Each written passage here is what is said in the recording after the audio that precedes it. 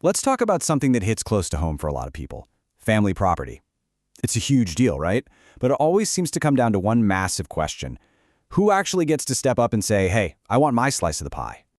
And that's exactly what we're going to tackle in this explainer. We're going to decode a really complex but super important question. Who has the right to demand a partition of family property? And to get to the bottom of it, we're going to be using these original source notes right here as our guide. We're going to make it all crystal clear. All right, so here's the plan. First, we'll get the basics down. What even is a family partition? Then we'll meet the core claimants, a group called the co-parceners. After that, we'll look at how this circle has expanded, especially for women.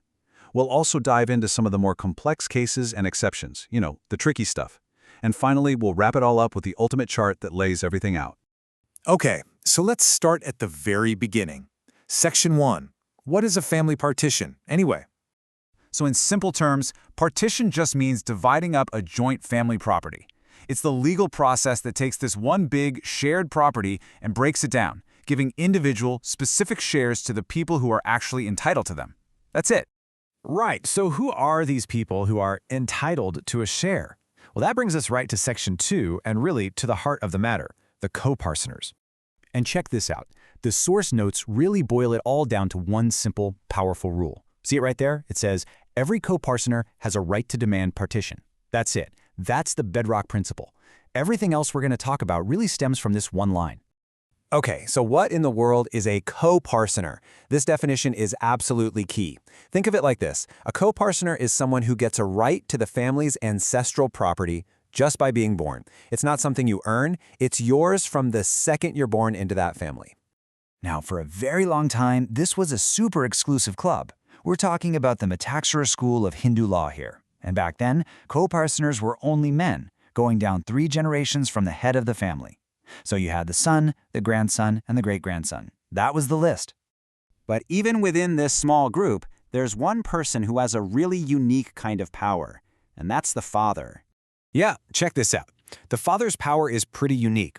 The source notes show that he can't just split the property between himself and his sons. He can actually force a partition between the sons themselves, even if they don't want it. Now, there is a catch. The case law is clear on this. It has to be what's called bona fide. Basically, it has to be done in good faith, fairly. No funny business. Okay, so that whole men-only structure we just talked about, well, that has changed in a massive way.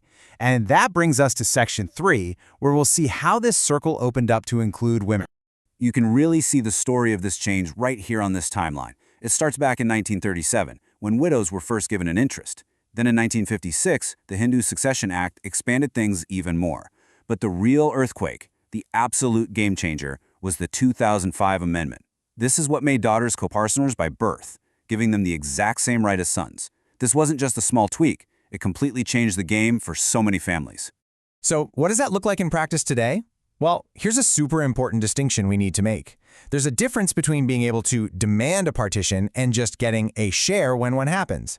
Because daughters are now co-parceners, they can actually kick off the whole process. But others, like the widow or the mother, they can't start it. They are, however, absolutely entitled to get their share if and when a partition is happening. All right, but you know how it is. The law is never that simple, right? There are always some twists and turns. So let's get into Section 4 and look at some of the more complex cases and exceptions. And here's a big one. It's a major regional difference. See, in most of India, a son can demand a partition from his father. Simple enough. But under the Bombay school, there's this really specific exception. A son can't force a partition if his father is still living jointly with his own father or brothers. It's a huge exception that changes the rules depending on where you are. Okay, let's run through a couple of other special cases real quick. What about a minor? Yep, they can demand partition, but a court has to sign off and say it's good for them. What about a son born after a partition? Oh, that gets complicated. An adopted son? Super simple now. They're treated exactly the same as a natural-born son. But the rights of an illegitimate son? Well, that's a whole other story, and historically, they've been very, very limited.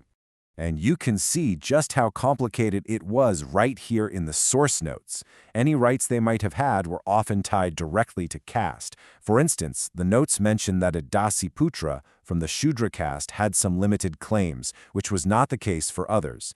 It's a pretty stark example of how old social hierarchies were literally written into the legal code. Okay. Whew. We have gone through the main rules, the history, the exceptions, all the complicated bits. So now it's time to put it all together. Let's head to our final section, the ultimate partition chart. This is where we're going to make everything snap into focus. So let's just run down this chart. Who can demand a partition? Your core co-parceners, sons, grandsons, great-grandsons, and of course, daughters now. Yes. The father? Yes, he can. A minor? Yes, but only if it's for their benefit. Now, here's that key difference again. A widow or a mother? They can't demand it, but they get a share if it happens. Then our exceptions. A son under that Bombay school rule? Generally no. An adopted son? Yes, absolutely. An illegitimate son? The answer is generally no. Honestly, this chart right here is your cheat sheet for who can and who can't start the process. You know, we've seen this circle of who gets a say grow so much, from just a handful of men to daughters standing as equals. It's a great reminder that property law isn't set in stone. It changes as our society changes. And that kind of leaves us with one final thought, doesn't it? As our families and our laws keep evolving, who's going to be next to claim their share?